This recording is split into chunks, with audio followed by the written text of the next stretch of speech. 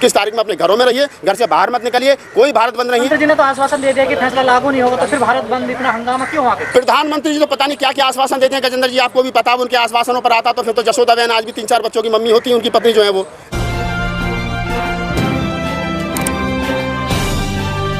आप देख रहे हैं पब्लिक आवाज टीवी।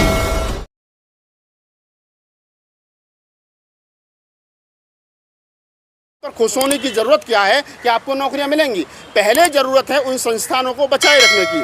दूसरा, आज बालाग्राम बोजी और उनके साथियों के द्वारा जो ये बात कही गई है कि हम भारत बंद का हिस्सा नहीं है, तो इसमें एक जीता जागता उदाहरण 2 अप्रैल 2018 का है। 2 अप्रैल 2018 को जब भारत बंद हुआ तो उसमें लाखों बच्चों पर मुकदमे हुए, लाखों बच्चे जेल गए। आज भी 18 से और 24 में हम खड़े हैं, लगभग 6 वर्षों के बाद में आज भी हमारे बच्चे कोर्ट और कचहरियों के चक्कर लगा रहे हैं, जिसके चलते समाज को एक बहुत तगड़ा नुकसान उठाना पड़ा। जो बच्चे किसी प्राइवेट सेक्टर में जाकर के नौकरी कर सकते थे, जो बच्चे सरकारी सिस्टम का हिस्सा बन सकते थे, जो MP MLA विधायक बन सकते थे, आज वो मुकदमे के चक्कर में पड़कर उनका जीवन जो है वो खराब हो गया है। 13 बच्चे शहीद हुए थे 2 अप्रैल के। 13 माओं की कोख उजड़ गई, बहनों के भाई चले गए, पत्नियों के पति चले गए, बच्चों के बाप चले गए। तो ये बड़ी क्षति है। इस प्रकार कोई भी आदमी आकर के भारत बंद की घोषणा कर दे और मेन स्ट्रीम मीडिया जिस प्रकार से उसको दिखा रहा है, ये हमको लगता है कि सरकार के इशारे पर सुप्रीम कोर्ट का डिसीजन आया है और अब उसी डिसीजन के आधार पर सरकार के इशारे पर ही कुछ लोग,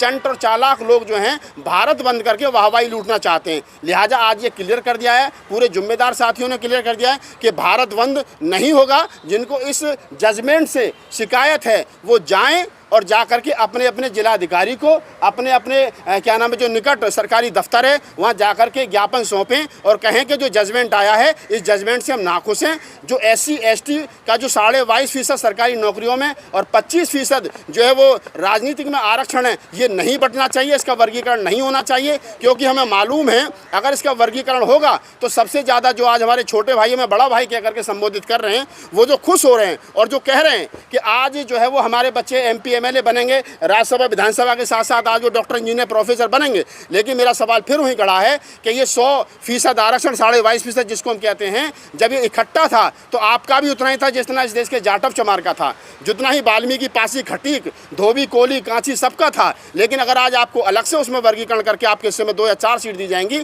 तो फिर आपको रोस्टर सिस्टम भी समझना पड़ेगा।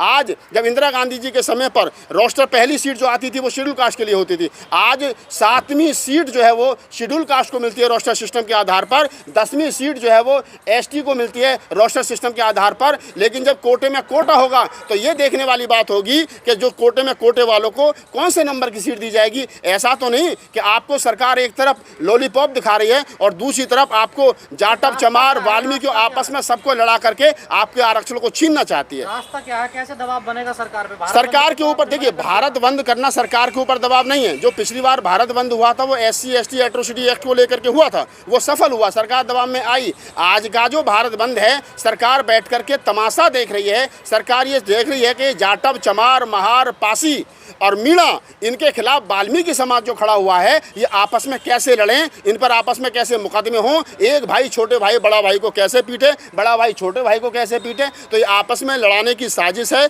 मैं तमाम वाल्मीकि समाज के भाइयों से, महार भाइयों से, पासी भाइयों से, खटीक भाइयों से, तमाम वो SC ST की जो मजबूत जातियां हैं, उनसे हाथ जोड़ करके अपील करता हूं कि ये भारत बंद का मत करिए, अपने बच्चों को घरों में रखिए। क्योंकि इस भारत बंद से मैं समझता हूं समाज की जो एकाकी है वो टूटेगी और वो वाल्मीकि समाज का व्यक्ति जो बाबा साहब डॉक्टर अम्बेडकर के आंदोलन से जुड़ा है, फूले, कबीर, नानक, रैदास के आंदोलन से जुड़ा है, जो बाबा साहब डॉक्टर अम्बेडकर की वैचारिकी से जुड़ा है, वो व्यक्ति आज भी हमारे साथ खड़ा है। मेरे पास सैकड़ों फ़ोन आते हैं वाल्मीकि समाज के लोगों के। आज भी राजेंद्र जी का फ़ोन आया सोनीपत से, आज सुबह एक फ़ोन आया था वकील साहब का मेरे पास में काशीपुर से, उत्तराखंड से। वो कह रहे हैं कि हम आपके साथ हैं। अगर ये जो लोग इसको नहीं समझ पा रहे हैं, इसके दूरगामी परिणाम क्या होंगे, वो वाल्मीकि समाज के जो हमारे भाई खुश हो रहे हैं उनको चाहिए वो खुश ना हो, इसकी बारीकियों को समझें। ये आरक्षण, ये सरकार और ये जो जजमेंट आपको आरक्षण दे नहीं रहे हैं, आपसे आरक्षण छीनने की साजिश है, कोशिश है। लिहाजा मैं पुनः अनुरोध करता हूं तमाम टीवी चैनलों के माध्यम से कि आप इस खबर को चलाइए और 21 तारीख में अपने घरों में रहिए,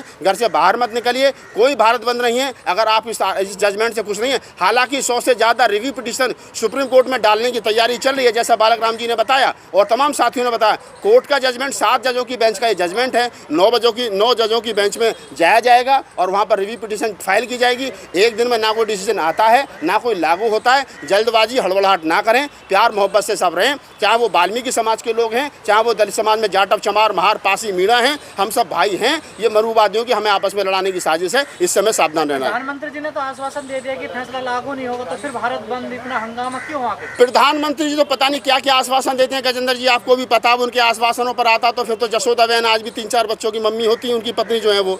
लेकिन उन्होंने वहाँ भी आश्वासन दिया था 7 फेरे लेते वक्त। तो पर्सनल लेने वाली बात क्या है? अगर वो आश्वासन पे इतने ही खरे उतरते तो उनकी जो पत्नी है हमारी ताई जी, वो आज कम से कम हमारे जैसे 4-5 बच्चे उनके होते, तो बेचारी वो नहीं पढ़ पाई। तो मोदी जी के किस बात का क्या विश्वास करना, उस पर मोदी जी की किसी बात पर ना चाहिए। मिले हैं उनसे, देखिए जो दलित सांसद मिले हैं उन बेचारों को वो पहली बार मिले हैं, बिना किसी कहीं से मिले। ये बड़ा मज़ेदार है। आज तक दलित सांसदों के दरवाजे पर दलित एक्टिविस्ट सर पटकते रहे कि भाई ये मुद्दा उठाओ, तो ये मुद्दा उठाओ, लेकिन वो कभी नहीं गए। आज क्यों गए? उनको पता है कि अभी तो SC ST का जो नौकरियों में आरक्षण पर इस पर फैसला आया है, कल को राजनीति में आ जाएगा तो इनको भी खतरा है। लिहाजा ये अपना बचाव सोच रहे, वो मिले हैं उसके लिए धन्यवाद है। लेकिन फिर मैं यही कहूँगा कि मनुवादियों की साजिश है, कोर्ट को आगे करके SC ST का आरक्षण छीनने की साजिश है। और दबाव बनाना चाहिए सांसदों पर? बिल्कुल दबाव बनाना चाहिए। मैं तो कितने दिन से कह रहा हूँ कि सरकार से और सिस्टम से तो बाद में निपट लेंगे। पहले जो दलित सांसद हैं उनमें जो एक चंद्रशेखर जैसा हमारा छोटा भाई ठीक है, उसको छोड़ करके जो दलित सांसद ठीक नहीं चल रहे, पहले जूता लेकर के इन्हें छेद लो। आपकी बहन जी भी ठीक ठाक बोल रही है? नहीं, बहन जी तो हमारी हैं, तो वो ठीक नहीं बोल रही, तभी तो हम भी ठीक बोल रहे हैं, तब वो ठीक बोल रही हैं। चलिए, धन्यवाद।